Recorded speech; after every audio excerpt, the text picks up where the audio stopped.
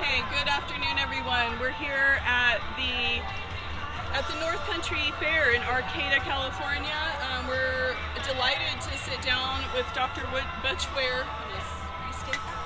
You're good. We're delighted today to be sitting down with Dr. Butch Ware for the Green Party, and we're going to hear about plans for the campaign to run for governor here, and see how his trip in Humboldt has been thus far. It's an honor to be here. Looking forward to the conversation. All right, great.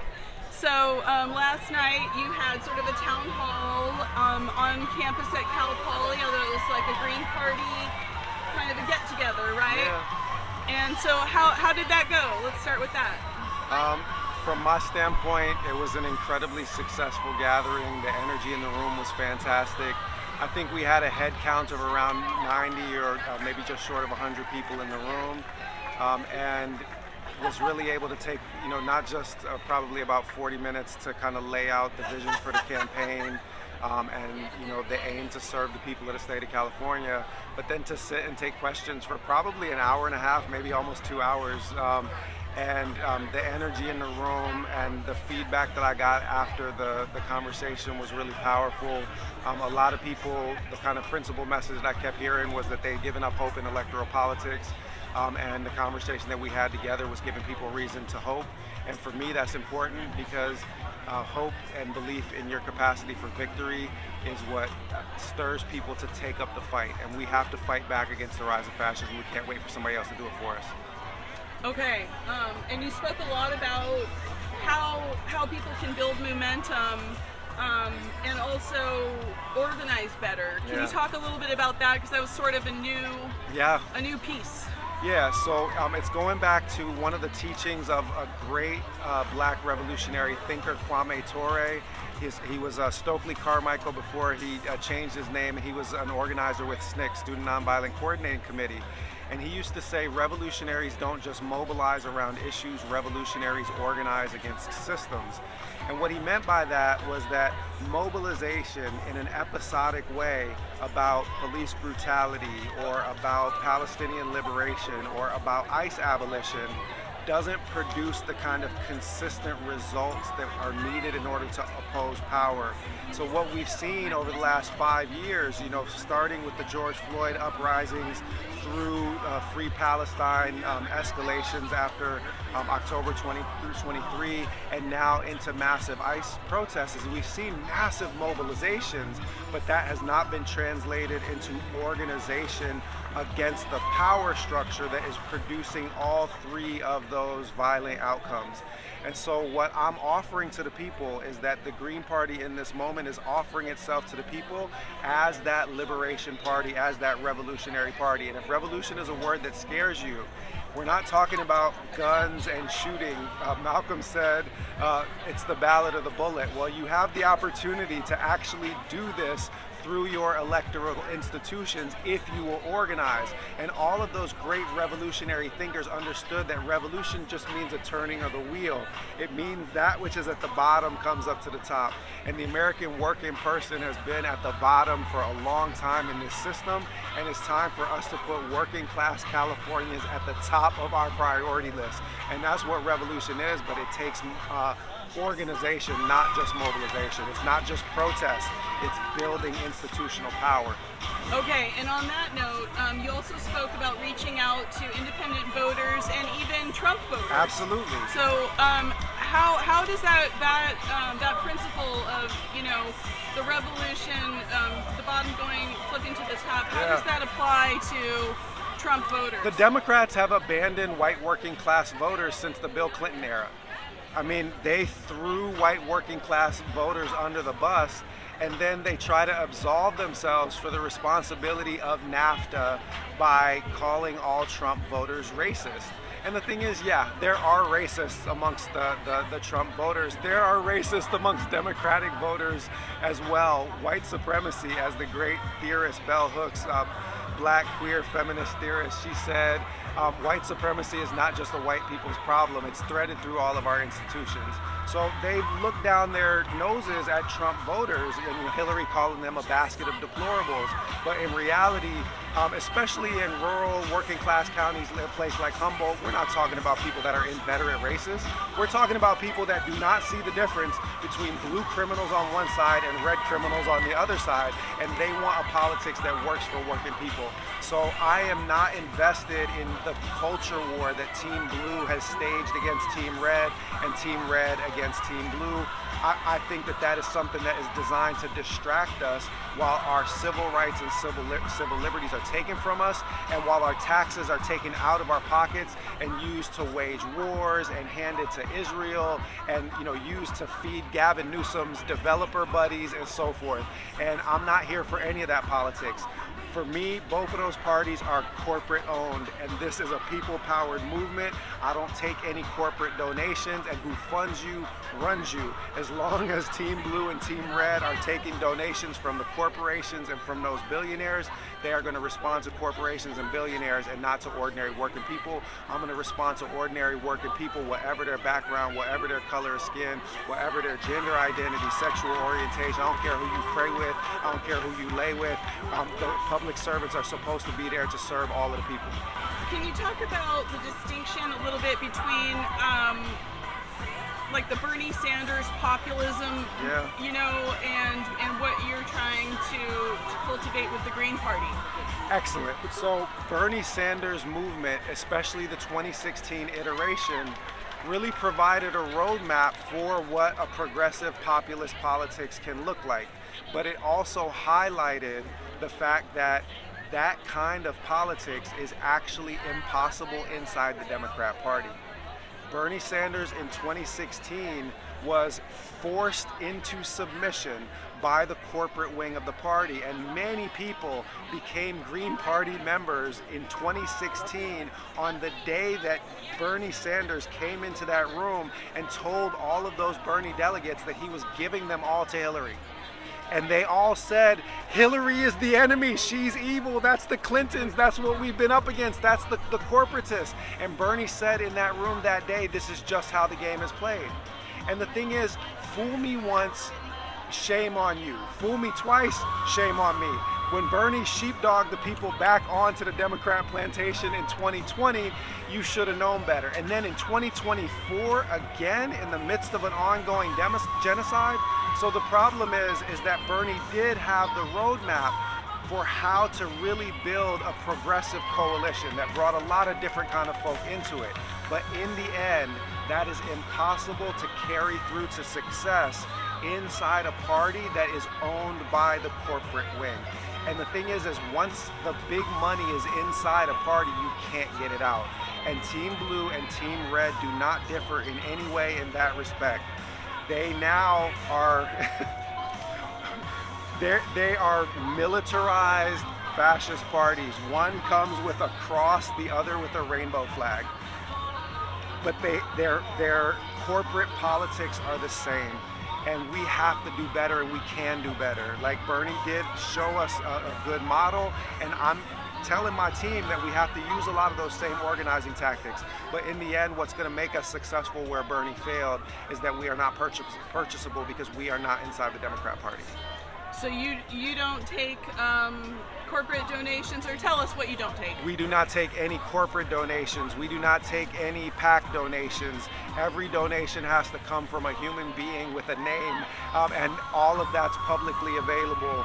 As I said before, who funds you runs you. We are funded and run by the people, and therefore we're for the people. In the Declaration of Independence, it doesn't say we to corporations. It doesn't say we to PACs. Are you sure? I'm pretty sure. I ain't read it in a while, but I'm pretty sure that part wasn't in there. And so, in the end, our elected officials are supposed to represent the people, and that's what we're trying to bring back to the political space, as a politics that is actually funded and supported by ordinary working people, and therefore is accountable to people. And the last thing I'll say on that is, with a green governor's mansion, that's an open door for all of the people, right? Because right now they don't have to listen to the people. They just listen to their big corporate donors and their billionaire buddies.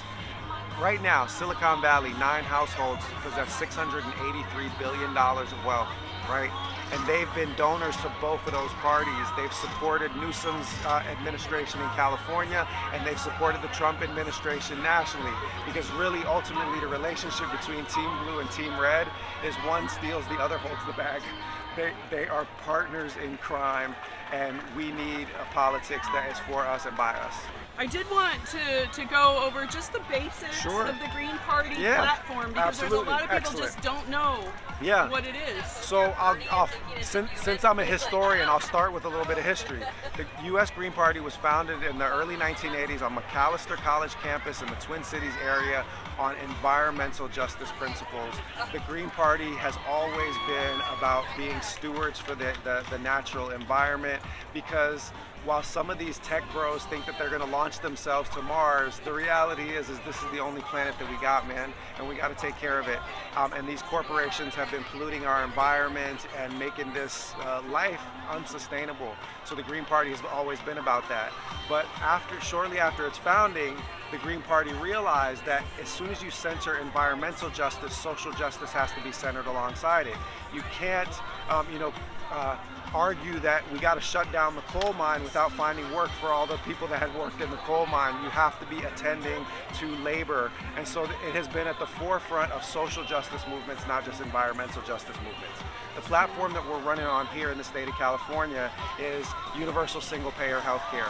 You should not go into bankruptcy because of a cancer diagnosis, and healthcare companies should not take 35 cents off of every dollar that's spent on healthcare just to deny you care or to deny your mama or your grandmama care. And the Democrats actually voted to pass single-payer healthcare in 2006 and 2008 when Schwarzenegger was the governor, because they knew he would veto it. They pretend like they want you to have healthcare. Gavin Newsom ran on that, and as soon as he was in office, he forgot all about it. And the leading Democrat candidate right now, Katie Porter, has already said she will not support universal health care in the state of California. That's the alleged progressive. So we're running to actually pass it. The reason why it didn't pass the last time around 2022 is that those insurance companies laid $2.7 million down on the Democrat Party the night before the vote, and the Democrats refused to call it to a vote in the state legislature. So we are going to get you universal health care in this state, and we are going to pay for it from what we're already paying in, because taxpayers already pay 70 cents on every healthcare dollar in the state.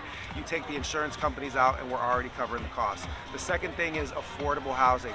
We need to get these private equity firms out of the real estate industry in the state of California, because they are buying up single-family properties and multi-unit properties, and they are pricing ordinary people out of both home ownership and rentals.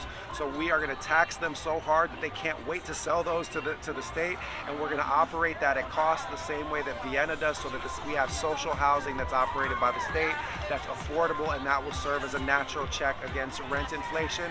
And of course, we're coming after the rent gougers as well. So between those two, universal health care that is comprehensive of mental health and addiction treatment, and a sensible housing policy, you've taken out the two pieces that are driving the homelessness crisis in the state of California.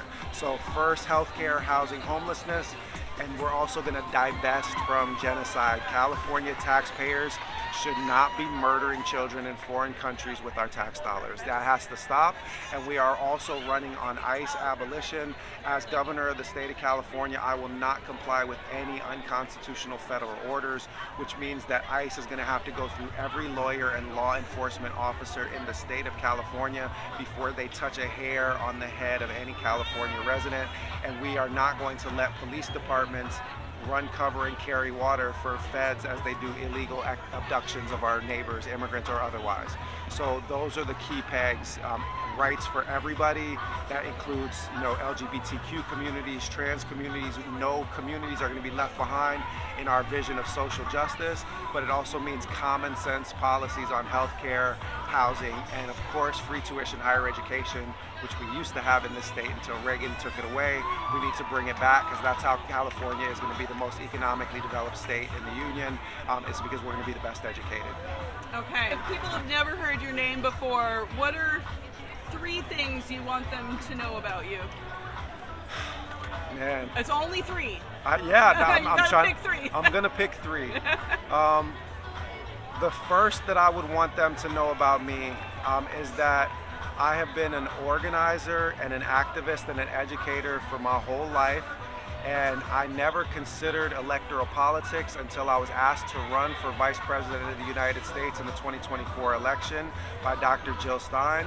But I have come to believe that we need a fundamental intervention in our politics, so I am in this thing to win this thing. After getting tagged into a fight, I do not leave a fight until the other side goes down, so we are going to bring power back to the people. So that's number one, is that this isn't the life that I would have chosen for myself, but I'm here to serve and ready to fight.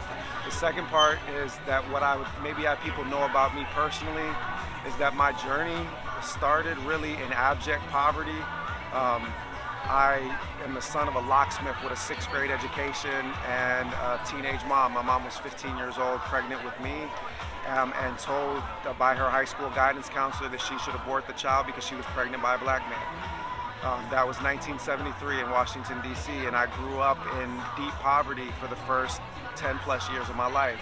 When I'm talking about homelessness crisis, it's something that I've experienced personally in my own life and in the life of my father. I'm not throwing people away because I've seen some of the dark corners of poverty in this country, and I want to fight for the dignity of every single person. And then the last part is that I would also have people know that I'm also a father and a person of faith and a gym guy and a former baseball player.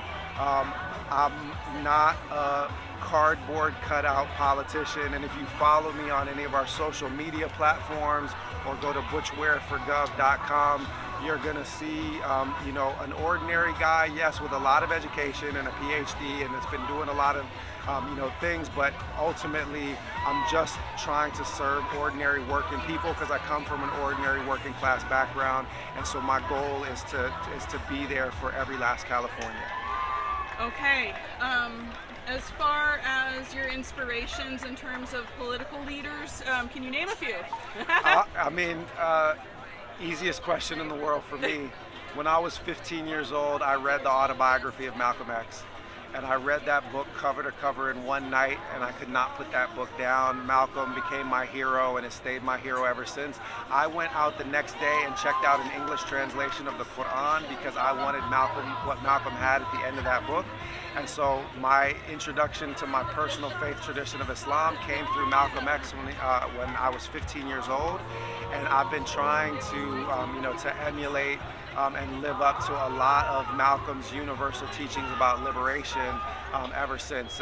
He's my hero, and Malcolm gets a bad rap. He doesn't get promoted the same way that somebody like King does. But Malcolm was an absolute freedom warrior and a universal freedom warrior, and he was somebody that transcended ideologies of race and racialism in the last years of his life and had a universal vision of human liberation. He cleared that field, and so I'm trying to farm in it. So why governor? The choice to run for governor is rooted in a couple of strategic decisions and also practical ones. The first is all change starts close to home. You change the environment that you're in first and foremost. The second thing is that we have a real chance to win the gubernatorial election because all we have to do to create a one-on-one showdown between me and the lead Democrat, which is it's probably going to come down to me and Katie Porter when it's all said and done, is to get to second in the June primary, June 2nd, 2026. What that will do is allow us to make the maximum political impact because the goal is that California is going to be the laboratory for an actual independent progressive politics. If we are able to get California out of the blue versus red culture war and out of this fake divide, then that is the beginning of all of America getting free. And this is the most progressive state in the union. It has been for a long time. There are as many registered independents in this state as there are registered Republicans. So we've got a great opportunity for a progressive attack on the corporate Dems. And so the strategic goal is in the interest of the long-term liberation of the American people from the control of corporations, but it's also stepping up to serve in your local environment where you are most needed. All change starts close to home, and I would invite anybody that's hearing this whether in Humboldt County or beyond, to step up and serve. Come out with any of these organizations that are doing the work on the ground, and if you can, volunteer for the campaign, donate to us for the campaign.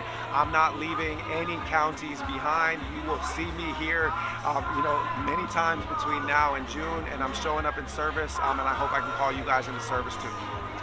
Okay, great. So I wanted to pose this one to you. Sure.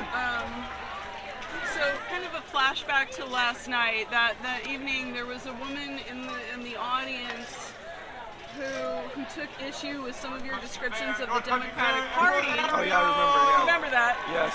Impotency, right? Yeah. So not to be confused with idiocy. Right. But there are people who would say that the Green Party is impotent. Yes. So let's speak to that. What do you think? For people who don't have faith in the Green Party being able to muster some momentum. Yeah. So the first thing that I'll say is Einstein's definition of insanity was repeating the same actions and expecting a different outcome. People have been trying to push the Democrats from within for decades now, and that party is now objectively to the right of where Reagan was in the 80s. There is no reforming the Democrats from within because the corporate money inside the party makes the decisions. They crushed Bernie Sanders. They're either going to co-opt or crush Zoran. They've already co-opted AOC Pelosi, AOC. So the critique that the Green Party has not sufficiently built power is a legitimate critique. It was my own critique of the Green Party to the National Steering Committee when I launched this campaign, is that I said that this is a party that has been happy to be on the field and has not been playing to win. But when y'all tag me into this fight, I play everything to win. And that's the reason why people don't know the real expression. The expression in English is not the proof is in the pudding. The actual English expression is the proof of the pudding is in the eating. Don't believe what I say. Believe what we serve you. We're coming out to every single community and building the infrastructure to get out and do the door knocking and the phone banking and the organizing that the Green Party has not historically done. That is my primary internal critique, and there is legitimacy to the claim that we have not yet stepped up. Now, having said that, the Democrats spent 5 times as much trying to keep us off ballots in the 2024 presidential election as our entire campaign budget. When they say that we haven't done enough, it's like telling somebody stand up while you chop their knees out, right? Yeah. It's not a fair criticism. And I don't make excuses, I make institutions. So we are building block by block the organizational structure that's needed. The proof of the pudding is in the eating. You'll see on June 2nd, 2026. For locals here, and I mean our native locals who are actually the locals, Yep. how do you plan to bring them into the fold? We've got a lot of local tribes here, and they are politically active. There's various fights regarding rivers, salmon, territory, ancestral heritage, and that kind of stuff. So could you speak to any ideas you have to help our communities? It's right there in the first announcement of the campaign platform. We believe in land back. We believe in restorative justice towards indigenous communities and all oppressed communities. And we are doing outreach to all indigenous communities throughout the state. There is no political success that is durable without standing in solidarity with the ancestral stewards of this land. And it's not something that I advertise about my own personal ancestry or background, but on my father's side, both of my paternal grandmothers were Seminole.